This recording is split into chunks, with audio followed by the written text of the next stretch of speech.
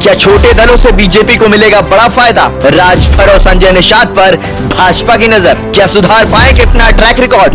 देश में 7 चरणों में हो रहे लोकसभा चुनाव के तीसरे चरण का मतदान हो चुका है। अब 4 चरणों का मतदान और बचा है। पूर्वांचल की लोकसभा सीटों पर चुनाव छठे और 7वें चरण में है। वहीं प्रधानमंत्री नरेंद्र मोदी के संसदीय क्षेत्र यानी वाराणसी में भी 7वें चरण में वोट डाले जाएंगे। भाजपा गठबंधन में शामिल सुभाषपा, निषाद पार्टी, अपना दल सोनेलाल और सपा से अलग होकर पीडीएम यानी पिछड़ा दलित मुस्लिम न्याय मोर्चा बनाने वाली पल्लवी पटेल की असली परीक्षा भी यही होनी है। केंद्रीय मंत्री अनुप्रिया पटेल की पार्टी अपना दल सोनेलाल एनडीए गठबंधन के साथ साल 2014 और 2019 के बाद लगातार तीसरा चुनाव लड़ने जा रही है। अपना दल सोनेलाल का प्रदर्शन न सिर्फ लोकसभा में बल्कि विधानसभा में भी एनडीए में शामिल होने के बाद सुधरा है। साल 2009 में जब यह पार्टी अकेले 43 सीटों पर लड़ी थी, उस समय 42 सीटों पर उसकी जमानत जब्त हो गई थी, जबकि साल 2014 में 7 सीटों पर लड़कर 2 में जीत दर्ज करने का मौका मिला था।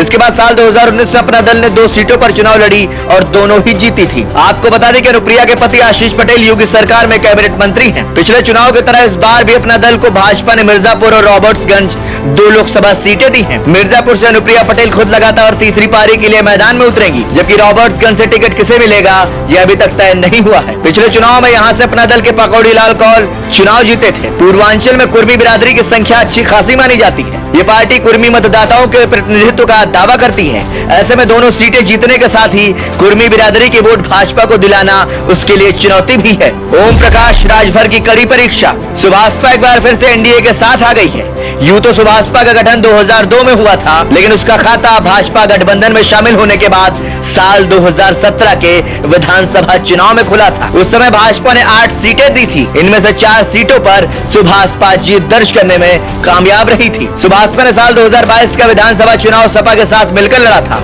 और 6 सीटें जीती थी। अब फिर से सुभाषपा भारतीय जनता पार्टी के साथ है और उसके प्रमुख ओम प्रकाश राजभर प्रदेश सरकार में पंचायती राज और अल्पसंख्यक कल्याण मंत्री हैं। उन्हें इस बार एक लोकसभा सीट भी दी गई है। वो सीट है घोसी लोकसभा सीट। यहाँ से उनके बेटे अरविंद राजभर चुनाव लड़ रहे हैं। उनकी पार्टी राजभर के साथ ही बिंद, कुम्हार, प्रजापति, कुशवाहा सहित अन्य पिछड़ी जातियों के साथ होने का दावा करती है। ऐसे में उनके सामने अपनी सीट जीतने के साथ ही वाराणसी और आसपास के जिलों में भाजपा प्रत्याशियों को अपनी बिरादरी के वोट दिलाना भी बड़ी चुनौती से कम नहीं है। दावे की परीक्षा का भी है यह चुनाव। निषाद पार्टी के मिर्जापुर के मझवा सीट से विधायक विनोद कुमार बिंद को भाजपा ने भदोही लोकसभा सीट का टिकट दिया है। जहां डॉक्टर संजय निषाद पूर्वांचल की करीब 2 दर्जन सीटों पर अपनी बिरादरी के प्रभाव का दावा करते हैं। उनके दावे की भी परीक्षा यह चुनाव तय करेगा। निषाद पार्टी भाजपा को अपना वोट दिलाने में कितना सफल होती है, ये तो 4 जून के नतीजे ही बताएंगे। पर इतना जरूर है कि संजय निषाद कमल का फूल खिलाने के लिए पसीना खूब बहा रहे हैं। हालांकि निषाद समाज की राजनीति करने वाली निषाद पार्टी भी एनडीए गठबंधन के साथ है। निषाद पार्टी के मुखिया डॉक्टर संजय निषाद योगी सरकार में कैबिनेट मंत्री हैं।